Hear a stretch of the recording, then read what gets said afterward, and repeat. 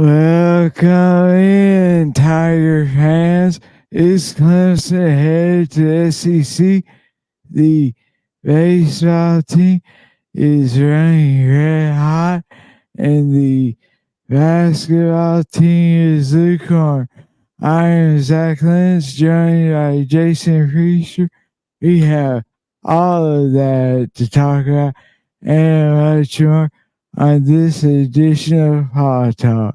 Pushing off my sneakers to the ground, I do not jump, I move the earth down. Bear witness to the genius of my sound. Born at the bottom, but now I'm top down. Look, I'ma call it swagger. I slip through time zones like a cloak and dagger. Mad rubies on my chain, you can see your pain. Bubbling blood vein, your girl's in my A because she's sipping on my champagne. That's right, 6 figures in my back pocket. And that's right, 1 million in my safe deposit. That's right, I'm trill all day, on my way to. So, Jason, I was just talking to you offline, and we are going to, have to bring back a little segment that we have, because, you have had some extraordinary bad luck this last week. But we'll say that for the end. So, first things first, let's dive in and get your thoughts on the basketball team. We kind of had a little heated back and forth in our slide chat the other week. After they lost NC State, where you defended this team, saying that it was the officials, that cost the Tigers the game. So I'll give you a second to kind of state your case, then I'll state mine, and we'll let the fans decide. No. I just said that game was horribly officiated. It was one of the worst I've seen all season long. That game was so physical. And, the no call on the jump ball there at the end was ridiculous. North Carolina State shoots 6 free throws in the final 3 minutes. Clemson none in a game that physical is mind-boggling. Now, I'm not defending some of the play down the stretch. I thought that Gerard, you can't turn the ball over there, man. Not in that situation, not at that moment. Gerard probably shouldn't even be handling the ball at that moment. I agree. He's not he scares the shit out of me every time. He is taking the ball down the floor. But sorry, I'll let you continue. Yeah, he's not the best of ball handlers. You probably won't Chase handling the ball there. That's one of his stronger suits. And I know a lot of people moaned and groaned about not calling the timeout there. I thought that was the right thing. You get past half court, he's got to step on his man. He's going by him. You don't want to stop it there. You get what you want. Same thing as in the Virginia game. This time they don't double team him, man. He's got a path to the rim. I thought Middlebrooks made a heck of a play. I thought it was a great defensive play. And this time Chase keeps it and he doesn't make it. He's probably got Ian right there for an easy layup, maybe even a dunk. But he was probably dead set on going to the rim from the jump. Kind of damned if you do, damned if you don't, because he got killed when he passed it off to Clark for the wide open 3 against Virginia and that loss. And then he kind of got killed a little bit here for keeping it and taking it to the rim. But this team still, man, that's the third 1-point loss. It's the fourth 1-possession loss. We've seen them finish some games on the road, but they're really struggling to finish games at home. They cannot make the winning plays when needed. Yeah, which is so strange to see a team, clutch up on the road.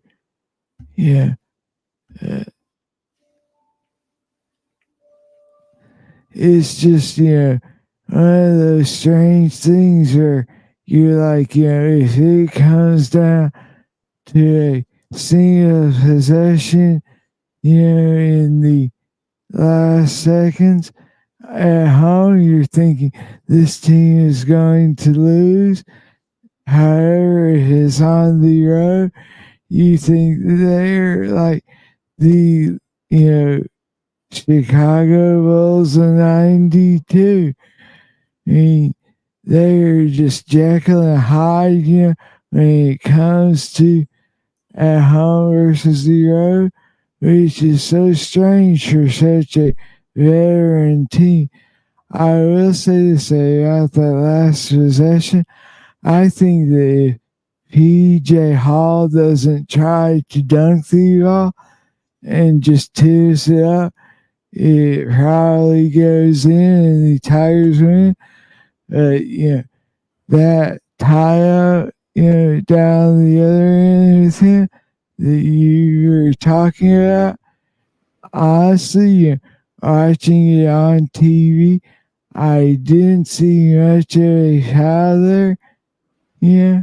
And so it looked like he just took the ball and took it from a place up high and took it down low, and that is what allowed the guards to get their hands on it. Yeah, we'll disagree. We'll agree to disagree about no contact on that play. But yeah, he's got to keep that ball up high either way. Yeah. I mean, that's the foul's a relevant conversation in that regard. You got to keep the ball up high there, man. You got a timeout to burn, call a timeout if you need to. I mean, you can always do that. But yeah, you are absolutely right, man. It is crazy the differences in this team away when you compare them to at home.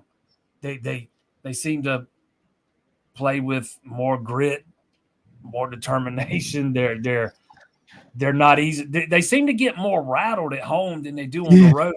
And this was another example of them having a double-digit lead in the second half and letting it evaporate. And that's what you see on the road. You don't see that at home. I don't know if I told you this, but I had an interesting theory floated to me a few weeks ago that since the beginning of the semester, when gymnastics really started, they're not getting the same amount of practice time in Little John that they used to. I don't know if I don't even know how true that is. I don't know if it's got anything to do with it, but I thought it was interesting either way. But you know what? Even since then, man, we're fixing to be in March. This was a month ago, and you're still having the same issues. And they've been shooting the ball a little bit better, anyways. Now, but it's definitely a heckle and jive team. Heckle and jive team. Talk about road, home, and away. Yeah. Jekyll. Yeah, that theory I am not right because there how many schools out there that let gymnastics use their facility, and you have teams like Tennessee who they don't even get into their arena until the day of the game. They always practice in and I think it is the Pratt Pavilion. Uh, yeah. I can see it affecting the shooting temporarily. And we saw them go through a shooting drought at home. Maybe that plays into it a little bit. But when you're always used to practicing in the arena and you have to move somewhere else, but outside of that, I don't think it has an impact too much. And now, like I said, we're past the point of where it shouldn't be mattering anymore, anyways. Exactly. I go back to the old Hoosiers, where Gene Hackney walks the team out of the court and measures the goal and measures the floor and says it's the exact same as where they have played. So not really. I guess I could see it affecting them in the short term. But then the other thing is, it doesn't seem to affect all these teams that come in here and have, their first chance of stepping on the floor is, when they show up. So, this team just doesn't have guys that are going to beat you from the perimeter outside of Gerard. He's it. you might get a couple of three balls from Chase Hunter per game, but that's about it. He's not a guy that's going to hit 5, 6, 40. I think that Shefflin needs to start shooting more. I mean, he is close to 50% on the year, and so I think just out of sheer necessity, he needs to shoot more. You know, I, it's a shame Alex Hemingway's not been able to play this year because he's going to give you some of that from the perimeter, but even more so, he's going to give you something on the defensive end, and I think that's where this team really lacks when it comes to the guard play, is when it comes to defending opponents. Um, Joseph Girard is just he's not very good defensively, and Yeah. we talked about that all season. We knew that coming in. We saw it at Syracuse. To me, Chase Hunter's kind of been the enigma. He Hmm. seems to have taken a step back defensively. And when you're talking about Brownell coach teams, that's one thing you can about always put stock in. You knew they were going to play defense. And these teams, some of these games, they've not been very good defensively in long stretches, including the last 10 minutes the other night. Exactly. You want to let everyone know that we are going to be giving away some swag today, so I'll let Jason choose. Yeah. We can either give away a hat like he has on, the I hat like this, or I have the hat like I have on, or a black Nike hat. So, Jason, which hat do you want to give away? Let's give away the Nike one. All right. So let's go the black Nike hat. So if you want to get in the drawing, all you have to do is hop over to the YouTube page and leave a comment. So let's, I did have, some stuff queued up from uh, Brad, but, I think that the thing that has to happen, especially tonight, simply is they have to find a way to win. I mean, you're going on the road to a Georgia Tech team that is not very good. Josh Pastner basically destroyed that program. I mean, single handedly. And so, I think that, this is a chance for this team to get to feeling good about themselves again. And, they need to play well because they lost at Georgia Tech. The thing is that lost NC State doesn't hurt the Tigers at all from an NCAA tournament standpoint. The only thing it hurts is their ACC, chance for that double I. The thing is, you start losing games to teams like Georgia Tech, that can start to chip away at the NCAA tournament stands. Yeah, the North Carolina State loss isn't going to hurt you too badly from the tournament perspective. That's probably going to end up being a quad two loss when it's all said and done. They're right on the verge of being. It's right on the verge of being a quad two. This one tonight, though, this is going to be. I can't remember. It's either quad three or quad four. Georgia Tech's got no shot of moving up to the higher quad before the end of the season. So this is one that could absolutely hurt you. In both regards, you've already kind of put yourself in a hole with the NC State loss with regards to finishing it, with one of those top four seeds in the ACC. So you need this one for that, and you don't want to start losing games you're not supposed to lose when it comes to seeding and stuff for the tournament.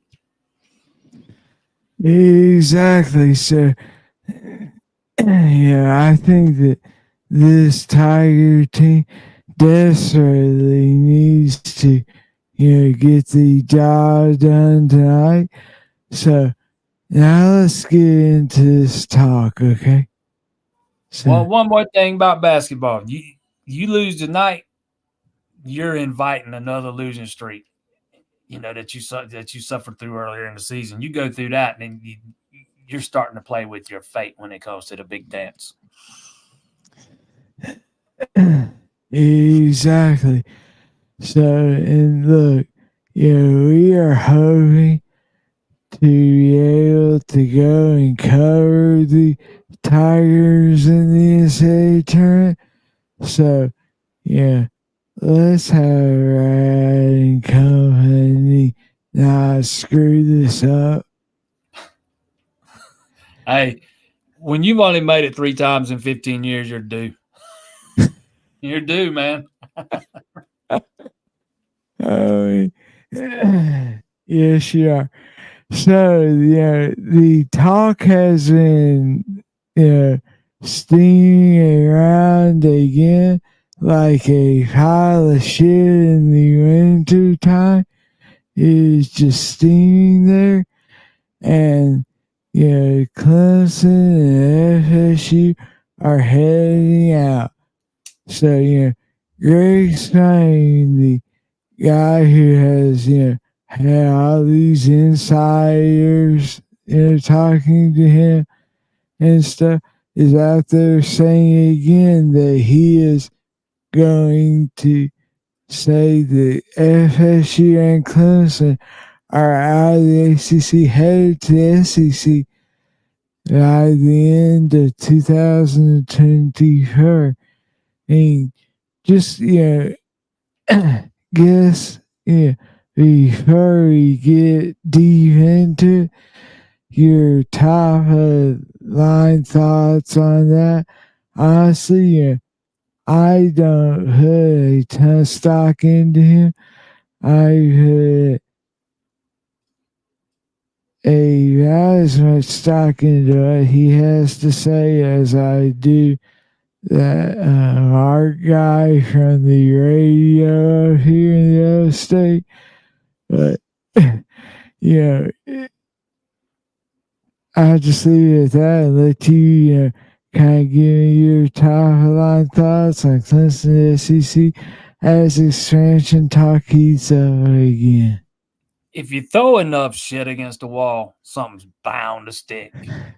And that's what I see when that's kind of how I view Greg Swain. No, no, this is what drives his what drives his content and stuff, and drives it's what he does.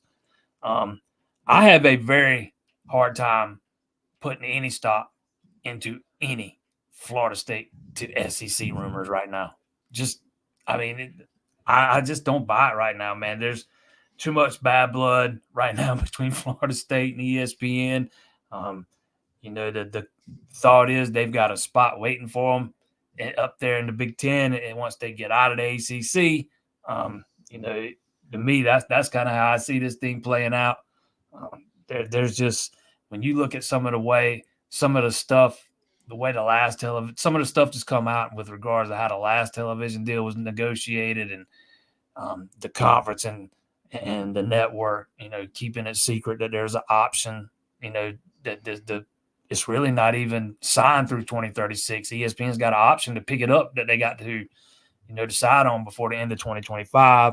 Then the Raycom thing, where no schools got paid any of that money, ESPN took it all, and then them getting left out of the playoff this year, just the cherry on the top. I think there's a lot of bad blood right now between Florida State and ESPN. And if you go to the SEC, you're getting right back in bed with the SEC. I mean, with the ESPN. Yeah, just scrolling through this guy's timeline. Yeah, he is sitting here reposting stuff from January 5th, where he is saying that Texas A&M is headed to the Big Ten. I mean, yeah. Then he also just reposted something saying that breaking after talking again to perhaps the best Big Ten source out there. They want UNC and UVA expect the SEC to take FSU and Clemson because they are going to vote FSU and Clemson out because neither of them are AU accredited. Yeah, neither is Nebraska. Exactly. I don't think that's that as is big a such a deal as shit. it's making out to be. I got a pretty good source, man, and he's been telling me for 3 years now that the SEC's next move, top of the list, is North Carolina. And he never wavered off of that. They want to get into North Carolina and Virginia.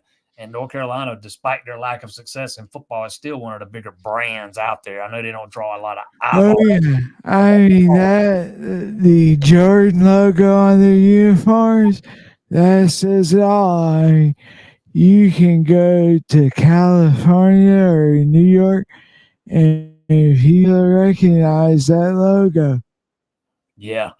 He's been telling me that for a long time. He's a big South Carolina fan, and he kind of wants Clemson in the SEC because he thinks both of them should be in the same conference. But he he's very plugged in over there, and he don't think it's going to happen.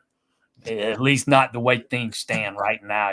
He always makes sure to say, well, you don't never know what tomorrow brings because things like this can change on a whim. But he's held pretty firm with this North Carolina being the top target of the SEC when they make their next move. Yeah, let's get to some of these comments because they're coming in hot and heavy on this topic. So Silver Fox gets in and says he would rather see Clemson in the SEC than the Big Ten. Keeps it more regionalized.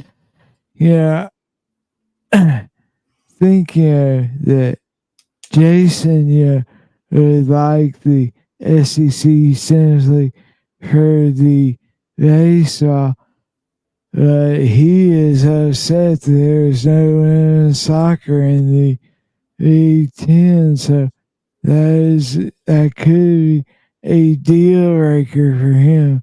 Oh man, I'm in the minority here, man. If I had my preference, it's Big Ten all the way. All the way. I have been raised my whole entire life since college football kind of started evolving back in the 90s. I have just grown up despising everything about the SEC. I can't stand it. I hate it with every fiber of my being. And just thinking about Clemson or even Florida State for that matter, any of the ACC teams jumping over to the SEC just kind of makes me throw up in my mouth a little bit. Actually, I think it makes you say this. Super. Fuck it. Super. I would also like to see. I would much rather see Clemson in bed with Fox than ESPN. Man, there's been some stuff come out in this Florida State lawsuit that has not surprised me in the least. But you kind of see some of the things that went on in some of these negotiations, man. And I don't think the ESPN or the league negotiated in good faith with these schools. No, I think that is the reason that ESPN and ACC was so angry with FSU suing them because they knew that all their shit was going to surface, all their meetings and backdoor backroom handshake deals with the league and the network are all just bullshit. And so I think the ESPN is pissed, the ACC is pissed, and really I think every school should be pissed. I get, man, these schools all entered into this grant of rights deal through 2036 under the impression they had a television deal through 2036, and now they are suddenly realizing, hey, we might not have one after 2027. You know, the option's got to be picked up by the end of 2025, but you know, it goes into effect after 2027, if I'm remembering right. But that's just mind blowing to me. You get all these schools to agree, you know, to this astronomical buyout and sign over all their media rights through 2036, and you don't even have them locked in 100% from a media rights standpoint through 2036. I mean, that's about as bad faith as it can get. Not to mention the Raycom thing, man. You know, that always kind of seemed fishy, and I don't remember at the time whether I knew, whether it was known that the schools weren't making any money off of those tier 3 rights, I think it is, that Raycom has, and that ESP. I don't know if that was known publicly or not, but it was always a red flag that the way ESP or the way the league insisted on Raycom being a part of the television deal. And, you know, ESPN is the one that made bank off of that. The schools got not one dime. Yeah, exactly. Let's get to the channel member here. John says that the Big Ten would be much better for Clemson academics. Share research and resources could be a big help. And yeah, but who gives a shit about academics? Come on, are we all just here for these sports? Yeah, you gotta find some people that care about the academics, but most people only care about the sports. And John's got a good point. From an academic standpoint, it would be a much better fit as opposed to the SEC. Yeah, I mean, yeah, the whole AU thing, is that is something that can be worked out. Florida State's not an AAU school either. So, I mean, and yeah, from everything I can gather, they have got a spot waiting on them in the Big Ten whenever they get ready to make the move. Yeah. Silver Foxson says he's also heard through some other sources that the ACC has a bid for FSU monetarily to get out of the conference. FSU could pay a minimum amount instead of the full amount to get out of the conference. Yeah, this is actually breaking over the weekend, I believe. I think we saw some tweets and some posts about this, saying the FSU could possibly get out of the league for under 100 million, which to me seems incredibly low. That would be extremely low. Yeah, I mean, that is almost unfathomable. But if they can do it, then it's just the ACC has to know that the second they give in to FSU, or whatever they do to FSU, is just going to create a cascading avalanche of teams like Clemson and Virginia and North Carolina and NC State and Virginia Tech, who are going to say, you know what, screw you, you gave FSU this deal, and so we're going to take it too, and peace out, have fun with your 4 teams playing knock hockey with each other. Yeah, that's absolutely the goal here, is to negotiate a smaller buyout. That's what Florida State's driving for. And if there was an offer on the table to get out for minimal amount of dollars right now, they'd already taken that bad boy. It'd been done and over with. But yeah, if you could get that thing under $100 million, man, you've hit it out of the park, because it costs. Isn't that what it cost Texas, or was it 50? It cost him $50 million to get out a year early. Yeah. 1 year early, it cost him $50 million. So if you can get out 13 years early or 12 years early for $100 million, man. You're coming out on the right side of things. Yes, you are. John Gibson says, both the ACC and FSU have signaled they're willing to sit down and negotiate a figure. If I'm the ACC, I start really high. I mean, that's exactly what, we just said.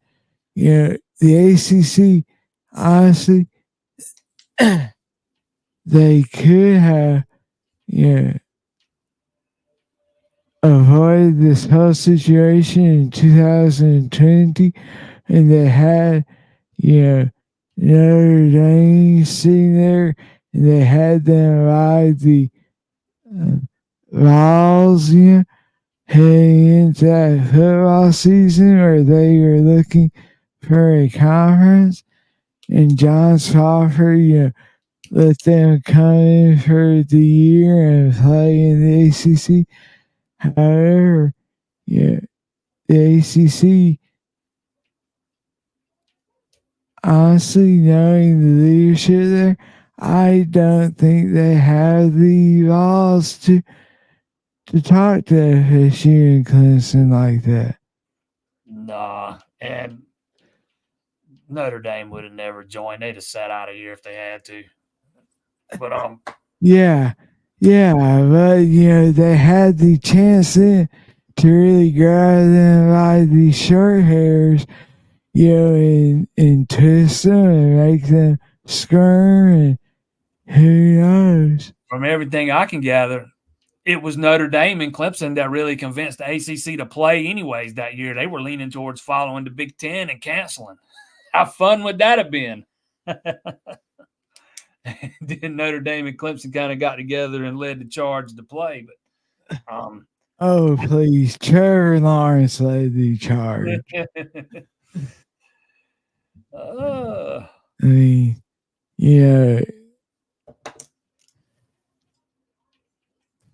Nate Nash gets into Sunbelt. Here we come. It's SEC, Big Ten, or nothing, man. There's no other option. The Big 12 that's a lateral move at best.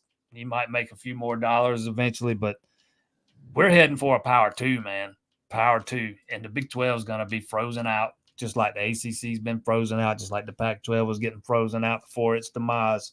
The Big 12 is not going to be included in their leadership's not going to be included in any of the decision-making process going forward. This is going to be basically run by the SEC Big Ten. And if you're left out of that, you're not playing big boy football.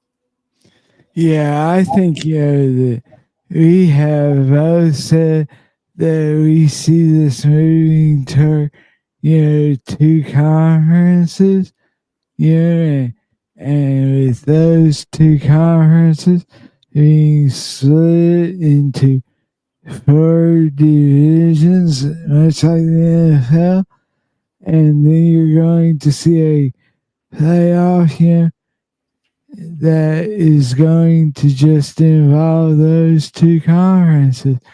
And you're basically going to have the NFL's D League in the Big Ten SEC.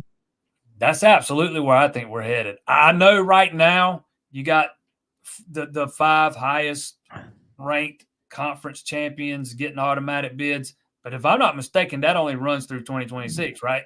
Yeah. Well, I'll say this, just today, Washington State President Kirk Schultz said that in the new 12 teams playoff, 4 AQs from a single conference was proposed. So it wouldn't be just the SEC and Big Ten getting one each. They would each get 4 automatic bids, and then only 4 bids coming from the remaining conferences and Notre Dame. Once we get into this 12-team playoff, once we get out of this, once we get to 2027, I absolutely believe it's going to basically be like you just talked about, the Big Ten and the SEC, and you kind of have the Big Ten playoffs and the SEC playoffs, and the winners of those meet for the national title. But until we get there, while we do have the ACC with an automatic qualifier and the Big 12 with an automatic qualifier and whoever else gets one, you better win your conference if you're not in the SEC or the Big 10, because you're going to be hard-pressed to get an at-large bid. Yes, you are. There is no surprise that Andrea Adelson, David Haley, Heather Dinch, and all the ESPN, prognosticators, and as well as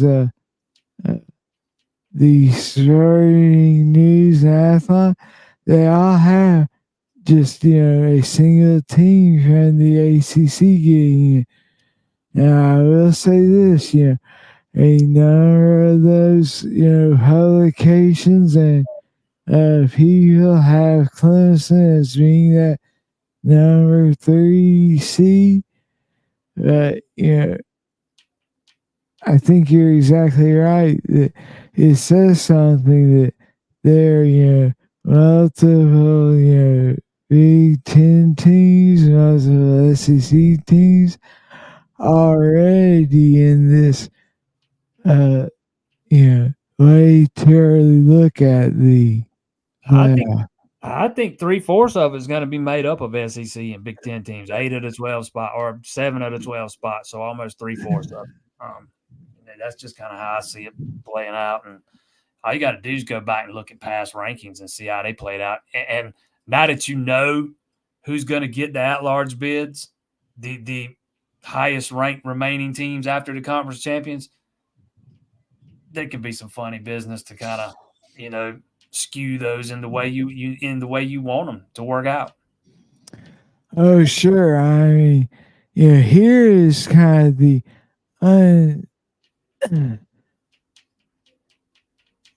I guess unpopular question. Do you have an issue with the majority of the playoff coming from those two conferences? If it's a year in which that's where the better teams are, no. I want to see the best teams play. That's the way I want. And I got no problem admitting the SEC far more often than not, top to bottom, is the best football conference. I thought the ACC was giving them a run there in 2016, 2017, but then they tanked. Let's be honest. Clemson was giving them a run. FSU was garbage. Tech was garbage. There was no one outside of Clemson that could hang with those teams. Maybe the teams right there at the top of the conference, but there was nobody else in the SEC that was hanging with Clemson either. But if you matched up the SEC's second best team against ACC's second best team, I think because that was the year that Lamar won the Heisman. I think that's the competitive game. I mean, I thought the 2016 ACC was the best Power 5 conference in the country, top to bottom. I thought there was a lot of competition that season, but it's not been that way since. It was okay in 2017, but it's kind of gone downhill since, kind of plateaued down back to normal. But I've got no issue admit. I was readily admit the SEC more often than not, it's the best conference, and a lot of years it's not even close. They've got all these big public state universities with huge alumni bases. They're all football schools. Most of them's got 80, 90, 100,000 seat stadiums. They devote a lot of money to football, man. They should be better than everybody else. Yeah, not to mention you bring in Texas and Oklahoma. I mean,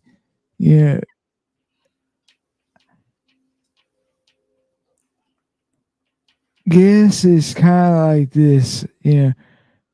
I am 1,000% on the same page as you in the idea that I don't care where the 4 or 12 or 16 teams come from, as long as they're the best out there.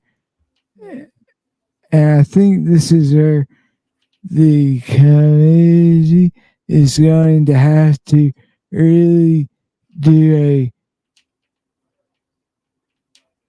a better job than they have in the past of defining, are they looking for the best teams or are they looking for the most deserving teams? To me, it should always be the best. I agree. We are out here handing out, participation trophies. You're out here looking for the absolute best teams in college football. So I think that, if you think that the majority of those teams don't reside in the SEC or Big Ten, then you're drinking the league Kool-Aid for who you support. Hey, let's be real. The ACC is a basketball conference. It was built for basketball, man. It was known for basketball forever. They tried to make some moves to strengthen the football and make it more on par with the SEC. And, at the time when you add Virginia Tech, Miami, that looks like a power move, but it doesn't work out. You add Boston College, which, it wasn't a power move, but it didn't look like a terrible move at the time. Doesn't work out. And then you go and add Pitt and Syracuse, who bring nothing from a football standpoint. The only thing they brought was the TV market.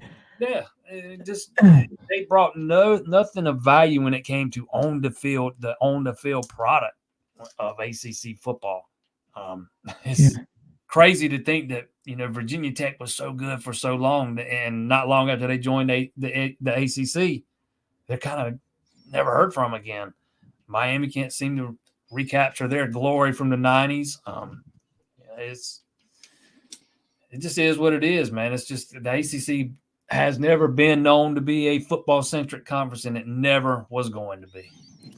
Yeah, I think there was some hope, when they brought in BC, you had Ryan, there, and there was the hopes that they were a program that was going to take off. But then their head coach leaves, after Ryan is done, and he goes to the NFL, and honestly, is never heard from him again. And so, I think that, every expansion move the ACC has made has been like, a dime late and a dollar short. Short side is, poorly planned out. I mean, there was talking back in the early part of the expansion that the ACC could have gotten Texas and Oklahoma and some of those schools. That they chose just to stay on the East Coast, until now, and they go at, the powerhouse of Stanford, Cal, and SMU. Every move the ACC has ever made when it comes to expansion and has been reactionary. It's been reactionary. Not a single one of them has been proactive. It's always a reaction to somebody doing something else, and they're always trying to play catch up. And that's just not the way to do it. You're not going to have a lot of success that way. You're going to get beat every single time, when you're letting somebody else dictate what you do. Yeah, exactly. Let's jump into some more of these comments here. Jay gets in and says, the Big Ten urging the bigger payout. I mean, that is not, even up for discussion.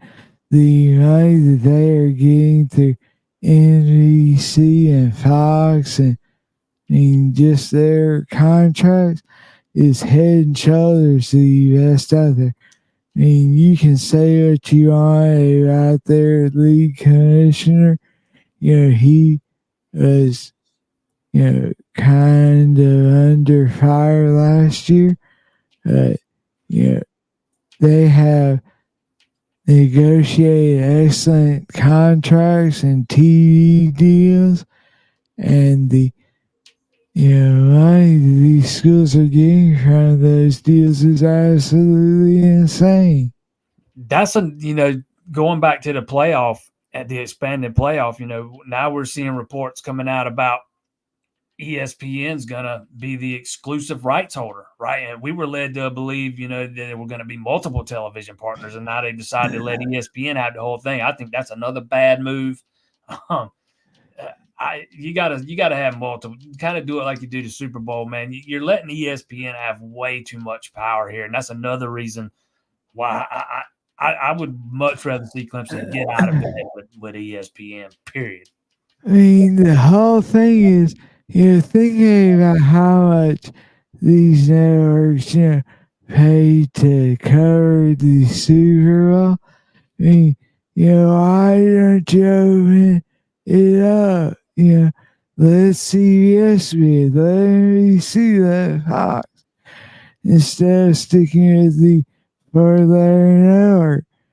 Absolutely. Open it up and have multiple partners. Yeah. Rotate it like they do the Super Bowl. They rotate that thing between all the major networks. You could do something similar with the playoff, and you don't have this.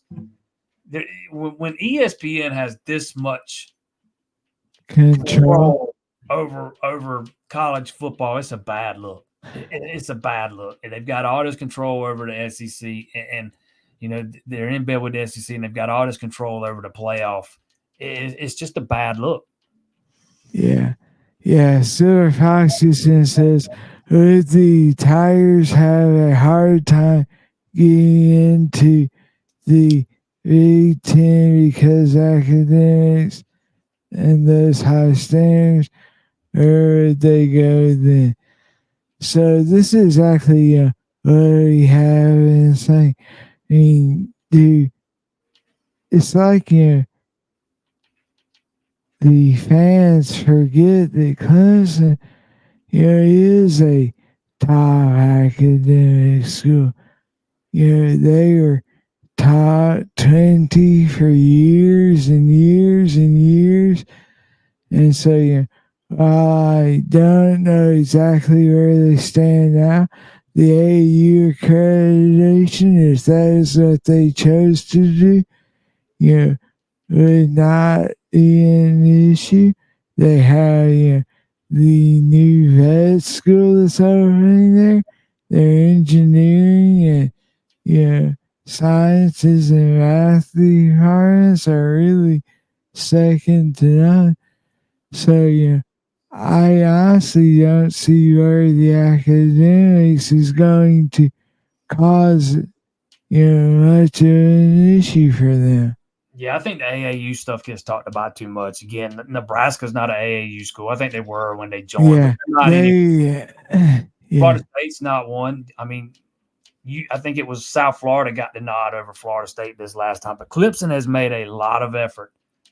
Put a lot of effort into improving their academics over the past few years. That's why I always say everything Clemson's doing behind the scenes just kind of screams Big Ten. Don't mean it'll play out that way, but it kind of screams that to me. To me, this thing's gonna be all about eyeballs because we're heading into an era where we're gonna head to more streaming and those kind of things. And it's gonna be about the eyeballs you draw. And if you go back to 2016, there are only 4 teams in the country that have outdrawn Clemson from an eyeball standpoint. Not Nielsen ratings. I'm talking about views. Oh, yeah. I mean, Clemson's, like we said earlier, the Jordan brand for UNC. I mean, that Tiger Paw, is a national brand. You see, the famous people wearing Clemson stuff. And so, the eyeballs are there. Let's see here. Yeah, I know Florida State had more, in 2023, just that one season, they had more viewers than Clemson did. But if you go back to 2016, it ain't even close. Clemson outdrew Florida State by a wide margin. They outdrew Notre Dame. I mean, only Alabama, Ohio State, Georgia, and Michigan brought in more eyeballs than Clemson did. Yeah, that is saying something right there. When you look at the alumni bases that you're talking about, with the Michigan, Ohio State, Texas, Oklahoma, I think, Graham F, referenced it earlier this year, the Clemson only has 160,000 alumni. Yeah, let me correct myself. I'm going by Nielsen. What I'm looking at is Nielsen ratings. Yeah. I mean, let that sink in. 160,000 alumni. That is extremely small compared to some of these other schools. I mean, I think that he said that like a third of those have, graduated in the last like 20 years. So Clemson's alumni base is terribly strong. And so, that is why it's so impressive what they're doing. Yeah, when you compare it to some of these other schools that they're having to compete with, it is extremely impressive. And they're getting younger every year. So when you put them up against some of these flagship universities, like even South Carolina in this state's got a lot more alumni than Clemson does. But some of these schools that they're competing with, Georgia and Alabama and Michigan and Ohio State, they have these huge alumni bases. It is amazing what they've done with IPTAY up there at Clemson and the way they've been able to finance the athletic department stuff with such a small alumni base. Yeah, the NIL and all that stuff is shocking. Lane gets in and says the only thing that I would like about the Big Ten is we probably lose 3 Carolina games. You might. Yeah. If they end up in different conferences 5 years from now, you might very well lose those games because they do not care about rivalries anymore, man. No, and like, Graham, referenced that, saying that, both he and, South Carolina's AD, Ray Tanner, are, committed to the rivalry game and stuff. But you have to take that with a grain of salt. Because, the second that these conferences start handing you, 100, 150, $200 million, they get to tell you who you are playing. And, your rivalry, means a lot less than that dollar sign. Yeah, that might be something 5 years from now they don't have any control over. They might want to keep that rivalry intact, but 5 years from now, they might not have any say. Yeah. Yeah, because like John's saying right here, Clemson is a business. I mean, that is it, plain and simple.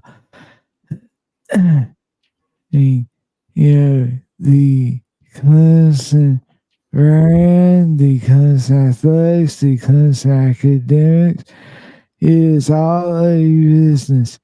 So you have to go where the money is the best. 100%. That's you. What do you always hear Graham Neff say? We're going to do what's best for Clemson. Clemson's going to do what's best for Clemson. Exactly. All about that dollar. Yes, it is. Let's see here. If you see comments that you want to get to, go ahead and click on. and Florida State can't get out, the ACC will stay together as it is now for another 5 No, years. They're getting out. yeah, yeah, yeah. They don't make this move without knowing they're getting out. It's coming, and it's coming. They might be out for the 2026 season, man. They might be that fast. Yeah, I mean, you want to talk about, a frosty handshake between Dabo and Dave Dorn? Imagine FSU this year. I can't wait to see them at the ACC kickoff. With all this shit they're pulling and all this stuff, they're as good as gone. So, they aren't staying. They can't stay. I mean, with what they have done, what they have said, what they have put out there, they can't stay in this conference. No, FSU, the ACC just, I don't know if it's been ruled on yet, but I think they just filed a motion to not allow Florida State to have any voting rights in any league business. So, I mean, this breakup's happening. It's just a matter of how much it's going to cost them and when it happens. And it's coming.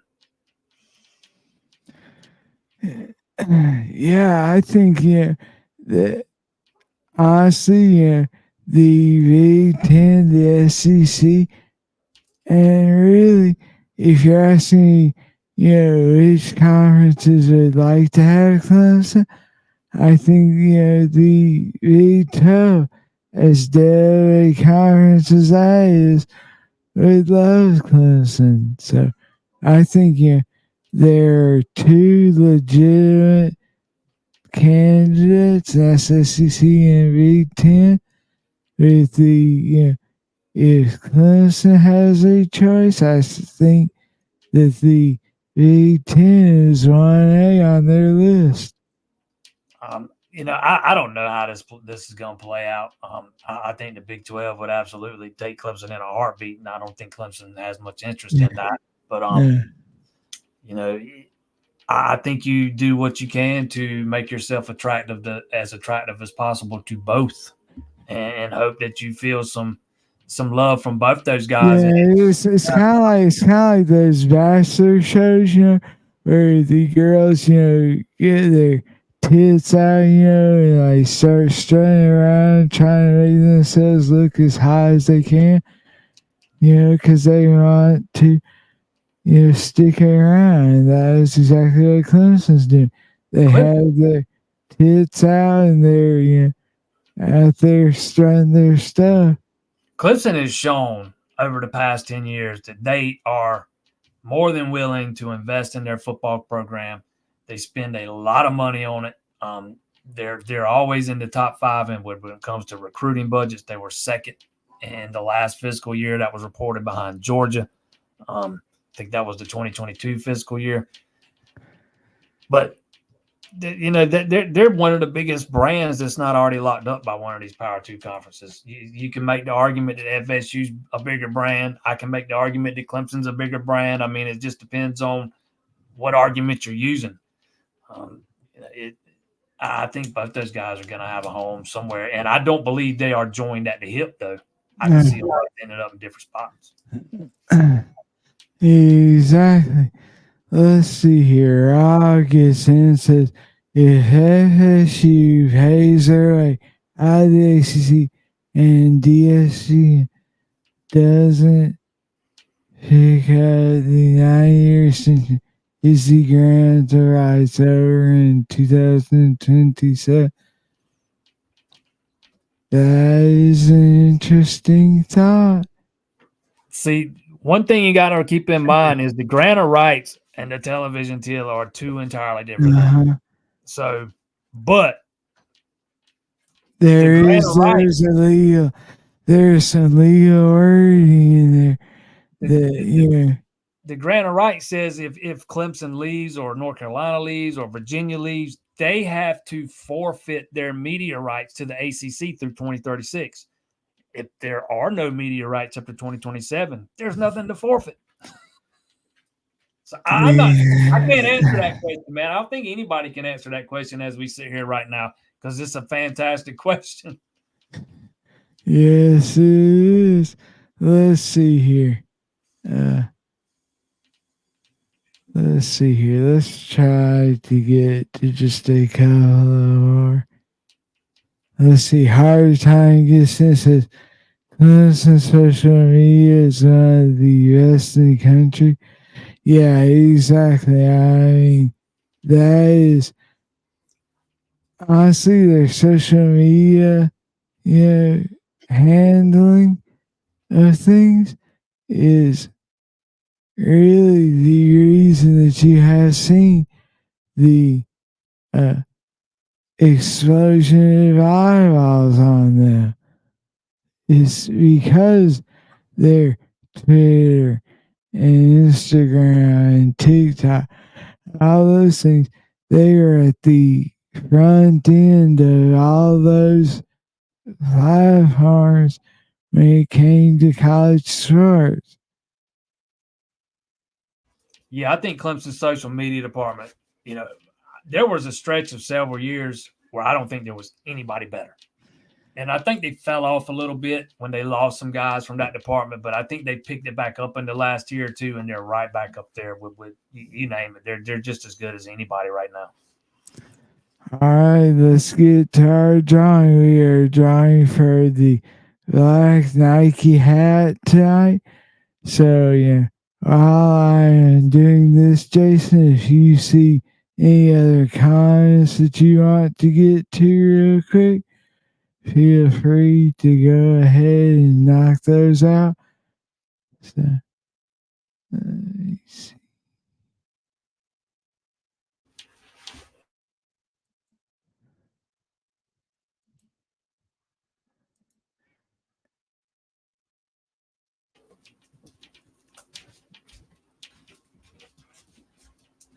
All right, so there's our winner. I didn't know nobody in particular was in here tonight. Yes, he was. He was in here early on. Oh yeah, he had the closet, the SEC, the closet. Yeah, SEC see. That's right. Hey, I tell you what, let's do two, okay? So, in addition to the Nike hat, let's give away the orange hat like you have on. Hey man, you can't beat this hat, man. Yes, sir. I pull it out for special occasions. Let's see. And Pants look okay. They're not too tight. no, it looks fine. All right, so Blaine Johnson and nobody in particular, you have 1 hour. Let's see here.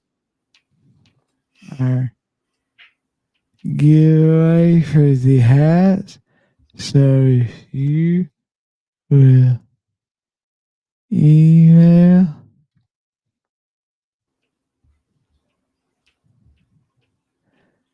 Jason. Or you can private message me on Twitter or Facebook or whatever. Or you can get that email address right there. Yes, sir. So, didn't even get to talk about the baseball team. So let's, 60 seconds here. What has been the most impressive thing that you have seen out of this team through 4 games? The lineup. I don't think there is a weak spot in that thing, man. 1 through 9. And I think 6, 7, 8, 9, you can take some guys out and insert some guys off that bench and not have any drop off. We saw it with Jaron Purify last night. And we haven't even seen Devin Parks yet. I think there's some interchangeable guys, and that depth's fixing to pay off. Sounds like Jake Gerald's going to be out for a while after getting hit in the face last night. So that's been, to me, that's been the biggest thing that has stood out this weekend is just how dangerous that lineup. They've hit 8 home runs in 4 games, by 8 different players, 3 of those grand slams. So that lineup has been extremely good. Yes, it has. I mean, yeah, for me, it has to be the player of the year, Jared High. He's only played 1 game. Exactly, he has a damn grand slam in that game. Rocky hit one Friday. Yes, he did. No, Rocky's batting .417. He's 5 of 12, 5 RBIs, 2 extra base hits. In all seriousness, it's going to be interesting to see if Gerald is indeed out for a while and Overtop has to move behind the plate. That's going to be a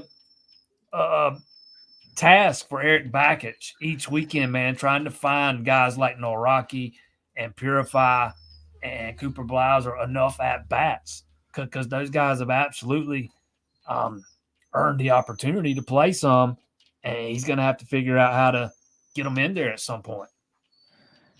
Yeah.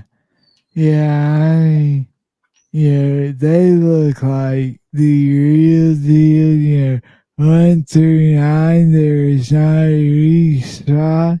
And really, like, he said, I think it was Saturday after the game, they go 1 through 9, and then, you could go 10, 11, 12, 13, 14, down their bench, and there is not a weak spot on this lineup. They're averaging 10, 11 runs a game through the first 4 games, and that's with leaving a bunch of runners on base. I asked him about that yesterday. He didn't seem very concerned about it because they're scoring runs at a pretty high level, but they've left the bases loaded. I lost count how many times now.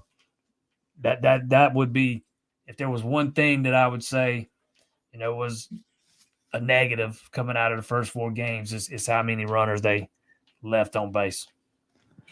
Yes, sir. So, as always, I want to thank everyone for joining us.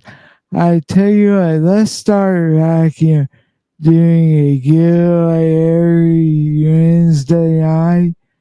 So that will, give, the people a chance to win their swag. So we have tons of stuff to give away, and we'll start doing it every Wednesday night. And next week we'll be back here at 7 o'clock. Monday night, Jason will have Monday Night Live. So I want to thank everyone for joining us tonight. Remember, comment, subscribe, and hit the bell. And if you want to buy Jason and I lunch on Friday, we are available. Oh, amen to that. All right.